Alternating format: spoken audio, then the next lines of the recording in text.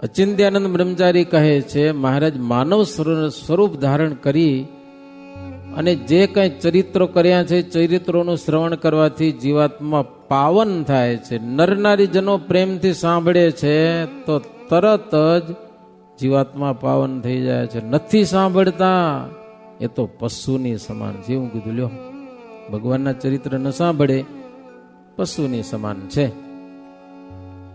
હવે ભગવાન શ્રીહરિ ગઢપુરમાં આવીને રહ્યા છે. એકવાર શ્રીજી મહારાજ ગઢપુરમાં અન્નકૂટનો ઉત્સવ કરી અને ફરવા જાય. હાલો કે ગામે ગામ ભક્તોને દર્શન દેવા માટે સંતો ભક્તોને લઈને મહારાજ આમ ગામણ ફરવા નીકળ્યા છે. ગામણ ફરવા આપણે યાત્રા કરવા જાય. ક્યારેક સુંદરિયાણા ગયા, ત્યાં ભક્તોને દર્શન આપીને કૌકા ગયા, ત્યાંથી ચિત્રાસર, ત્યાં સાબરમતી બધા સ્નાન કર્યું, ત્યાંથી જેતલપુરમાં મોલમાં ઉતારો કર્યો. આજે પણ મોલ છે, હજી એમને ઊભો છે. ગંગામાં થાળ કર્યો. શ્રીજી મહારાજ પ્રેમથી જમ્યા. ત્યાંથી પ્રભુ અસલાલી ગયા. ત્યાંના ભક્તજનોને દર્શન આપીને મહારાજ અમદાવાદમાં ગયા આવ્યા. શ્રીપુર શહેરમાં નવાવાસમાં ઉતારો કર્યો. ભક્તોને ખૂબ સુખો આપ્યા. પાછા મહારાજ અસલાલી થઈને જેતલપુરમાં આવ્યા અને 2-3 દિવસ ત્યાં કને રોકાણા આવ્યા. વડ હેઠે મહારાજ મોટી સભા ભરીને બેઠા હતા. ત્યાં બ્રહ્મ રાક્ષસ આવ્યો. દવે ઈશ્વર વિપ્રનું નામ, મુમધા ગામ ના જેનું ધામ. બ્રહ્મ રાક્ષસ વળગેલો એને, પ્રભુ પાસ તેડી લાવ્યા તેને.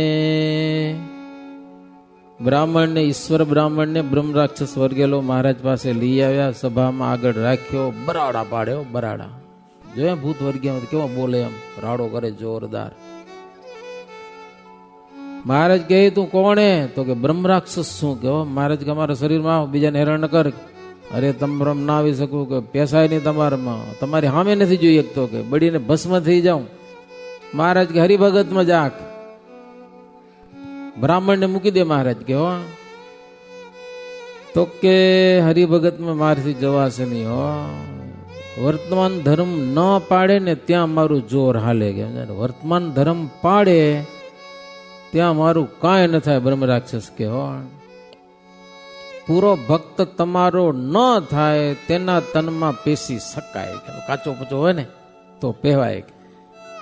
તો એ બ્રહ્મ રાક્ષસ બોલ્યો, ભાઈઓ માં હશે કોઈ એવી, મને તેમાં જવા રજા દેવી.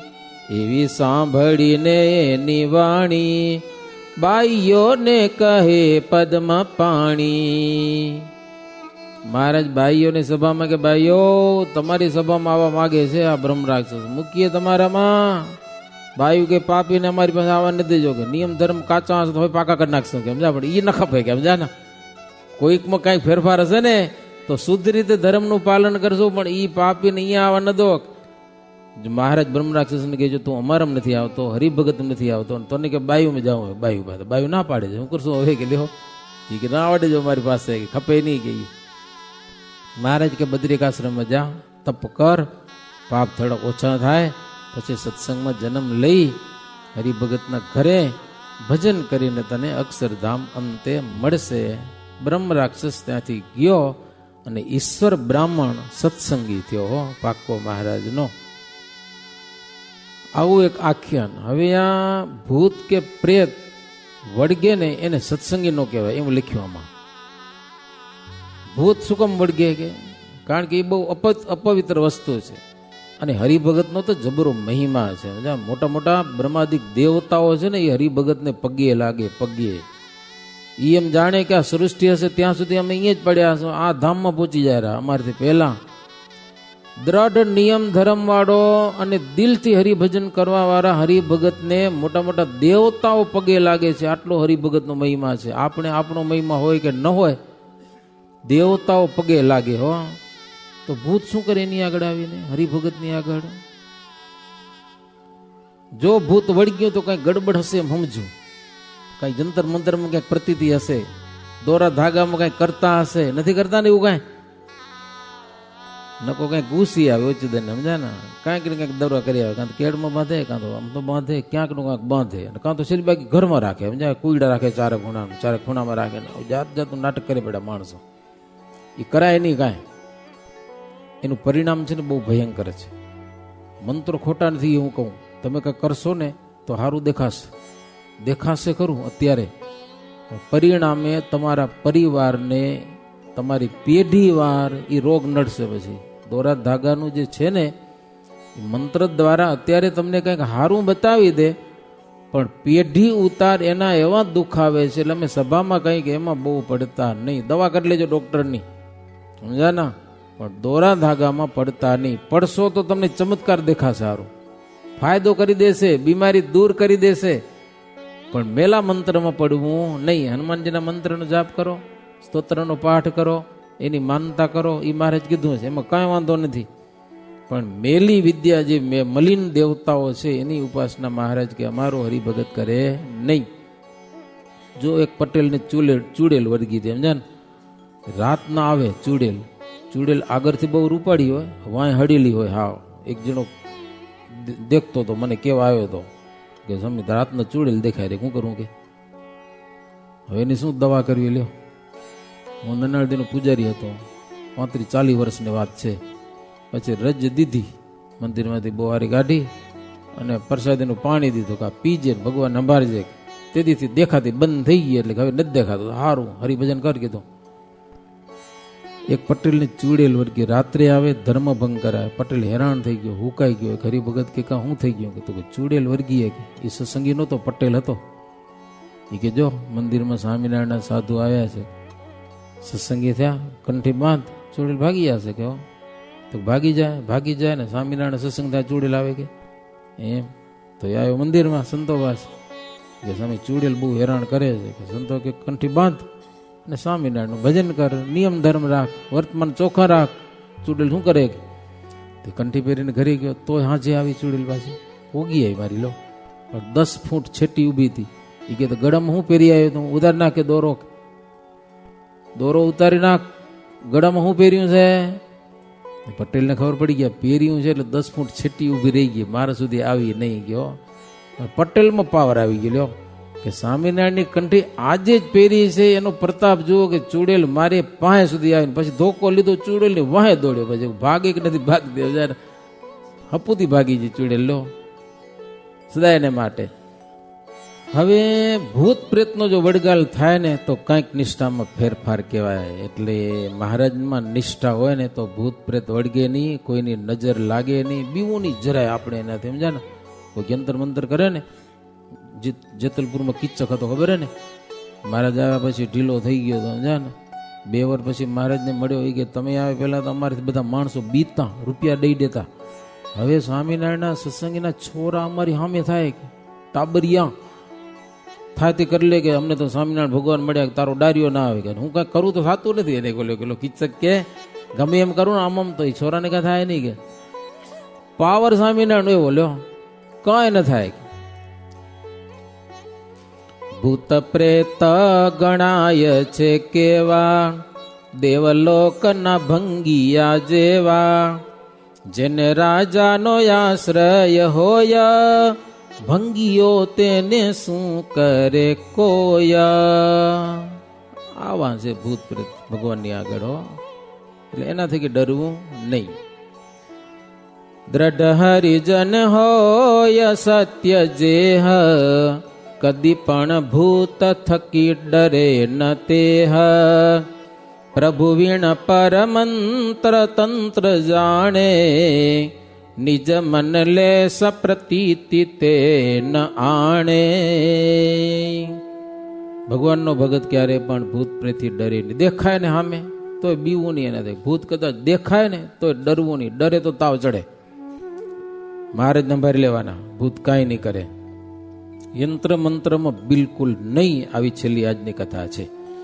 इति श्री बिहारीलालजी आचार्य विरचिते हरिलीलामृते सप्तम कर्षे चिंत्यानंद वर्णींद्र अभयसेन्द्र संवादे जयतल्लपुरे श्री हरि ब्रह्म राक्षसोपद्रव निवारण नामा 81तमो विश्राम. સહજાનંદ સ્વામી મહારાજની જય. સર્વે ભક્તોને જય સ્વામિનારાયણ. થાકા નથી ને? ભૂત પ્રેતની વાતો આવે, આવતા નથી ને ઘરમાં?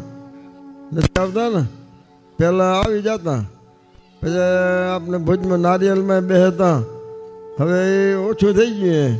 શું કહો કે ભક્તો બધા સાવધાન થઈ ગયા અને સત્સંગ ભજનમાં બધા બરાબર પાકા થઈ ગયા. એટલે ભૂત પ્રેત કોઈ લગે આવી શકે ને, એને કોઈ પાપીને લેવા જમવા આવે ને તોય પણ ભગવાનનો ભક્ત ત્યાં પહોંચી જાય તો પછી જમતું તો ભાગવું પડે, એટલો તાકાત છે. અને કંથકોટમાં પદમસિંહ ભગત હતા. પદમસિંહ ભગત આમ પેલો સત્સંગ નહીં, સંતના જોગથી અને સત્સંગ સમજાણો. તે સત્સંગનો મહિમા અહોપણું થઈ ગયું. અહો, સ્વામિનારાયણનું નામ સાંભળેલ અહોપણું. પછી આમ હંમેશા ભજન કરતા, સત્સંગ કરતા, એમાં શક્તિ પાવર એટલો બધો આવી ગયો કે ન પૂછો વાત. અને દિવ્ય દ્રષ્ટિ થઈ ગઈ. મહારાજ ગમે ત્યાં લીલા ચરિત્ર કરતા હોય એ બધું ઘર બેઠા એને દર્શન થાય. ક્યાંય ઉત્સવ સમયા કરવાના હોય, ઉત્સવ સમયા તો પદમસિંહ ભગતને ખબર પડી જાય, કંકોત્રીની જરૂર ન પડે અને સમયામાં પહોંચી જાય.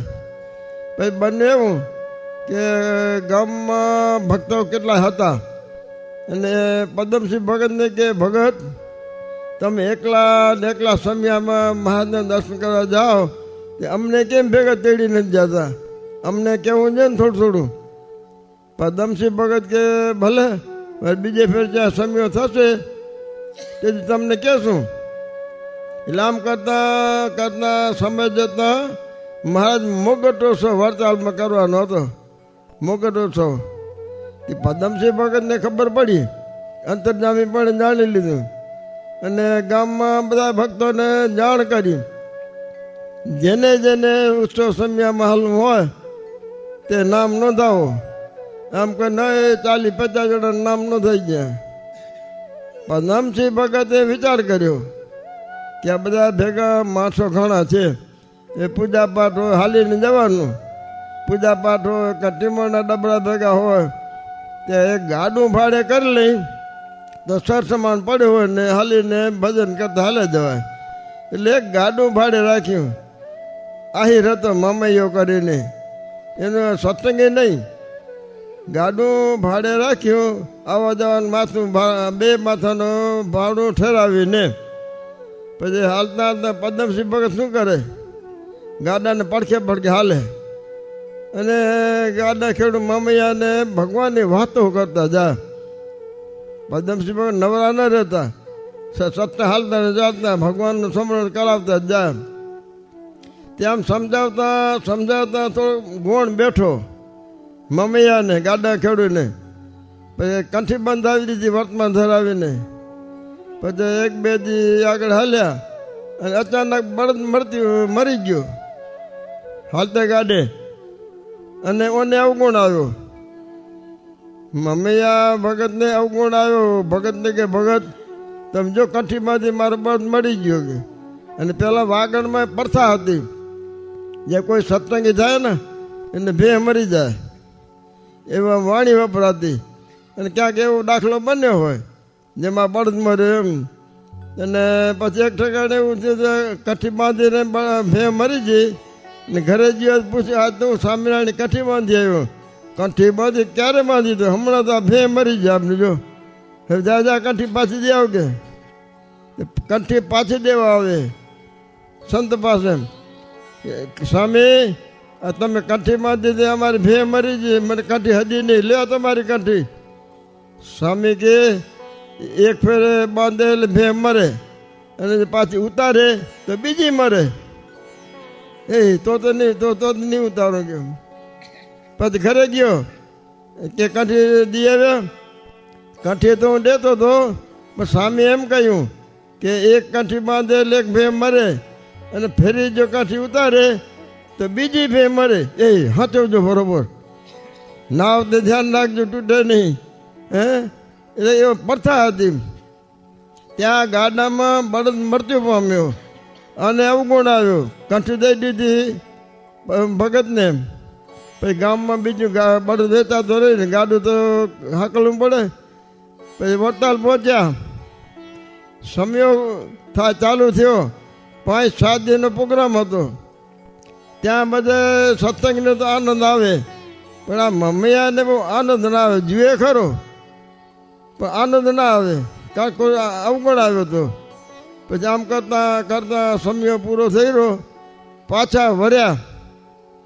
ગામમાં આવતા આવતા કટારિયાનો રણ આવે, સુરબારના પુલ ઉતરતા. ત્યાં કને રાતે 10-11 વાગ્યાનો સમય થઈ ગયો. અને માળિયાના મિયાણા 8-10 જણા રાતે બધા આવે લૂંટવા આવે ને ધમધમાને લૂંટી પણ લીધા. ધમકી દીધી મારશું જો નીંદ્યો તો. સામેથી માન દેવા માંડ્યા. મમ્મીઓ પદમસિંહ ભગતને કે, ભગત તમે કહો કે સ્વામિનારાયણ ભગવાનને તો ભગવાન હતા, રક્ષા કેમ કરતા નથી? આ ચોર લૂંટેરા ને. પદમસિંહ ભગત કે, મારો ભગવાન જો તમે જોજે હમણાં જ આવશે અને હમણાં રક્ષણ કરશે. જ્યાં વાત થાય રે ત્યાં તો મહારાજ ઘોડેસવાર થઈને અને 8-10 ભેગા અસવારો, ઘોડેસવારો, હથિયારબંધી અને ઘેરો ચોરને પકડે. વચમાં લઈ લીધા ઘેરામાં અને પકડ્યા અને મેથી પાક દીધો. મેથી પાક જોયો ને? ખાવો મેથી પાક નથી ખાતા. મેથી પાક નથી ખાતા. શિયાળામાં થાય, શિયાળામાં એ લાડવામાં મેથી પડે. અને મેથી પાક 2 જાતના થાય. જમપુરી મેથી પાક ખવડાવે ને એ જાક વધારે ખારું હોય. એટલે આ પદમસિંહ ભગત વાત કરી હમણાં આવશે એટલે ભગવાન આવી ગયા. અને ઓલા ચોરોને મેથી પાક દીધો ભગવાને બરોબર. અને માફી માગી, આજ પછી અમે કોઈ દી ચોરીનો ધંધો જ નહીં કરીએ, આ જીવતા મૂકો. પછી મહારાજે માલ બધો કઢાવ્યો જે લૂંટ્યો તો એ. અને બધા ભક્તોને પૂછ્યું કે કોઈનો અધૂરું નથી ને કોઈનો ગુમ નથી થતું, તપાસ કરજો, પછી નહીં મળે. બધા બેસતા જોયા બરોબર છે. પછી મહારાજે ને ચોર લોકોને રવાના કરી દીધા. પછી આમ કરતા સંઘ પહોંચ્યો. ક્યાં પહોંચ્યો? કંથકોટમાં. અને બધા ભક્તોના મોઢામાં રહે તો નહીં ને રહે. જે પરચા મળ્યા ને ચોર થકી રક્ષણ થયું એ બધી હાજા કંથકોટમાં ગામમાં ફેલાણી. અને કેટલાય ભક્તો પણ થયા સત્સંગી મહિમા સમજીને. તો આમ કરતાં કરતાં સમય જતો અને અવગુણ આવ્યો કે ને મમ્મીયાને ગાડા ખેડ્યું ને. પછી એનો અંતિમ અવસ્થા આવી. એટલે જમના દૂતો આવ્યા લેવા. પછી એના જે પેલા પ્રથમના ગુરુ હશે કે જે એને યાદ કર્યા, કોઈએ રક્ષણ કર્યું નહીં. અને પછી આમ કરતા પદમસિંહ ભગતને ખબર પડી કે મમ્મીઓ ગાડું લઈ આવેલું હતું ને સત્સંગ જોયું બધું છે, તો આપને કંઈક સારું થાય તો ઠીક. એ પદમસિંહ ભગત ઘરેથી નીકળ્યા. સ્વામિનારાયણ મંત્ર જાપ કરતા હાલે જાય. જ્યાં મમૈયાના ઘર લગી ગયા, આંગણામાં બેઠા અને જમના દૂધ ભાગ્યા પાછા. આંગણાથી બહાર નીકળી આવ્યા.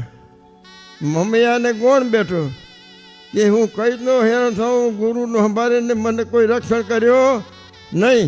અને આ પદમસિંહ ભગત આવ્યા એટલે જમના દૂધ ભાગી ગયા. તે શરણું લીધું ભગતને કે ભગત મને બચાવો કાળા ડગલાવાળા મને મારેલા પકડી જમપુરીમાં લઈ જવાના.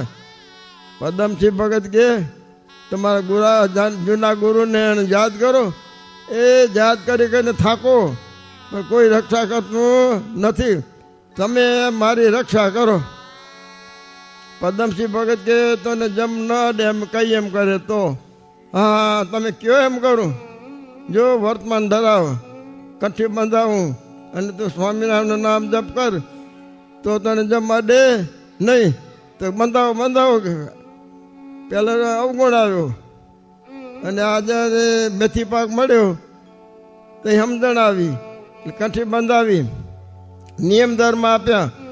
અને પછી ભગત કે આપને ખબર હે કે વડતાલ ગયા હતા, સ્વામિનારાયણ ભગવાન મુગટ ધારણ કરેલો તમે જોયું ને અમે જોયું, એ હિંડોળા મીંચતા હતા, એને યાદ કરો, સમૃદ્ધિ કરાવી.